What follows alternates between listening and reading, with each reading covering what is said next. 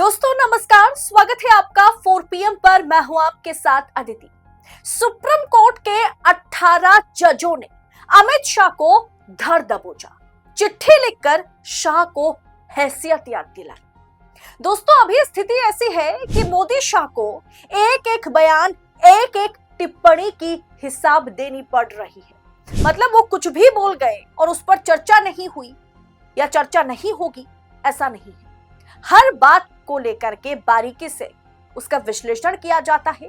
और अब तो विपक्ष के उपराष्ट्रपति उम्मीदवार सुदर्शन रेड्डी, जो कि हाईकोर्ट के पूर्व चीफ जस्टिस रहे, आंध्र प्रदेश हाईकोर्ट के जज रहे, सुदर्शन रेड्डी पर अमित शाह ने निशाना साधा और ऐसी टिप्पणी की जिसके बाद सुप्रीम कोर्ट के 18 पूर्व जजों ने शाह की धज्जियां उड़ा के रख दी है। शाह से माफी मांगने की अपील की है और शाह ने कितना गलत बोला है, कितनी गलत टिप्पणी की है, उसे लेकर के शाह को धो दिया है। गृह मंत्री अमित शाह ने शुक्रवार को केरला में कहा था, मतलब वो केरला गए हुए थे और वहां उन्होंने एक भाषण में कहा कि सुदर्शन रेड्डी वो व्यक्ति हैं जिन्होंने नक्सलवाद की मदद की है। जी हां, नक्सलवाद की मदद की है सुदर्शन रेड्डी। उन्होंने सलवा जुडुम पर फैसला सुनाया था। अगर सलवा जुडुम पर फैसला नहीं सुनाया गया होता तो नक्सली चरमपंथ 2020 तक खत्म हो गया होता।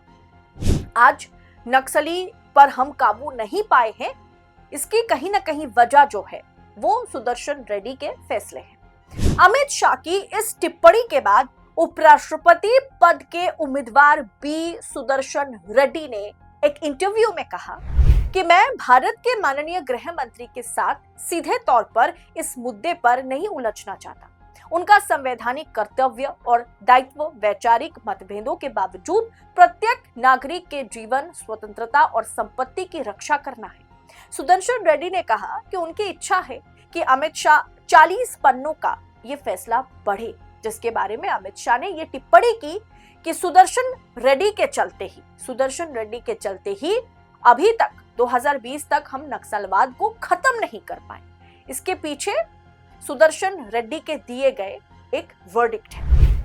अब इसलिए सुदर्शन रेड्डी ने कहा कि हमारे माननीय गृह मंत्री जी दया करके समय निकाल के 40 पन्नों का वो फैसला पढ़े जिसे मैंने लिखा था। उन्होंने इस बात पर जोर दिया है कि अगर उन्होंने ये फैसला, यानी अगर गृह मंत्री अमित शाह ने ये फैसला पढ़ा होता तो शायद वो ये टिप्पणी नहीं करते। जिसके बाद क्या होना था, जिसके बाद बवाल मच गया। सबको लगा कि इस मुद्दे पर बात नहीं होगी। अमित शाह को बतौर भाजपा उम्मीदवार के खिलाफ या एनडीए उम्मीदवार के खिलाफ इंडिया के उम्मीदवार पर उठपटांग टिप्पणी करने का मौका है। वो टिप्पणी करते रहे, इसका फायदा हम देखेंगे कि वोट डालते समय हमें इसका फायदा होगा। जाहिर सी हमेशा जो होता है, जाहिर सी बात है कि ऑपोजिशन में जो खड़े होंगे उसके खिलाफ उठपटांग जो मर्जी बोलते जाओ।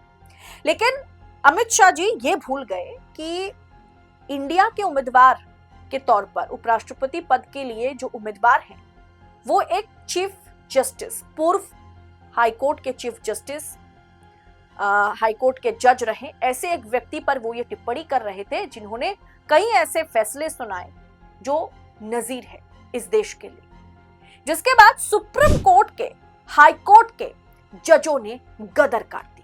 अमित शाह की टिप्पणी को तमाम पूर्व जजों ने दुर्भाग्यपूर्ण करार देते हुए सुप्रीम कोर्ट के पूर्व न्यायाधीश कुरियन जोसेफ, जस्टिस मदन बी लोकुर, न्यायमूर्ति जे जलमेश्वर सहित 18 रिटायर्ड न्यायाधीशों के ग्रुप ने एक लेटर जारी किया है जिसमें कहा गया है कि सलवा जुडुम मामले में उच्चतम न्यायालय के फैसले की सार्वजनिक रूप से गलत व्याख्या करने वाला केंद्रीय गृह मंत्री अमित शाह का बयान जो है वाकई दुर्भाग्यपूर्ण है। यह फैसला ना तो स्पष्ट रूप से और ना ही लिखित रूप से नक्सलवाद या उसके विचारधारा का समर्थन करता है। यानी जो फैसला जस्टिस सुदर्शन रेड्डी ने सुनाया था वो कतई नक्सलवाद या नक्सलवादियों की विचारधारा का समर्थन नहीं करता।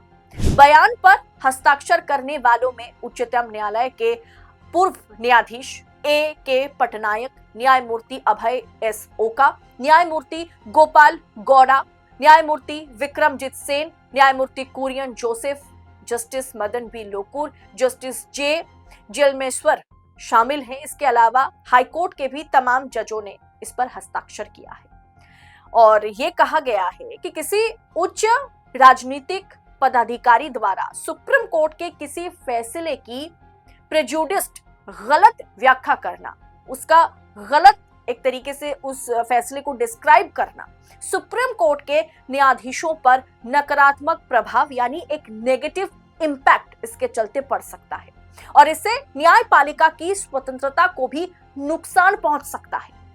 दोस्तों, अभी देश में स्थिति बहुत ही खराब है। आपको पता है, आपने देखा भी है कि कैसे सुप्रीम कोर्ट के जजेस पर कब्जा पाने की कोशिश है, एनजेएसी लागू करने की कोशिश है, कोलिजियम को खत्म करके जजों की नियुक्ति सरकार करना चाहती है। सुप्रीम कोर्ट के जजेस अगर सत्ता पक्ष के सपोर्ट में फैसला सुनाए, उनके हाँ में हाँ मिलाए, तो उनकी सराहना की जाती है। या फिर अगर सत्ता से सुप्रीम कोर्ट के जजेस सवाल पूछ ले तो सोशल मीडिया पर भाजपा आईटी सेल #सुप्रीम कोठा ट्रेंड करा देता है। सुप्रीम कोर्ट को सुप्रीम कोठा करार दिया जाता है। लेकिन आज सुप्रीम कोर्ट के तमाम पूर्व जजों ने और बड़े बड़े जजेस ने अभय S. ओका, मदन बी लोकुर, बहुत ही बड़े जजेस हैं और अच्छे खासे फैसले सुनाए हैं, अच्छे ऐसे फैसले सुनाए हैं जो देश में वाकई नजीर बना हुआ है। ऐसा फैसला, ऐसा वर्डिक्ट उन्होंने दिया है। सुप्रीम कोर्ट के तमाम पूर्व जजों ने, हाई कोर्ट के जजों ने तहलका मचा दिया है कि अमित शाह एवे किसी वर्डिक्ट को इस तरीके से गलत एंगल दे करके मीडिया के सामने किसी जज की मुखालिफत नहीं कर सकता, किसी जज को इस तरीके से अपमान नहीं कर सकता। इससे न्यायपालिका की स्वतंत्रता खतरे में होगा।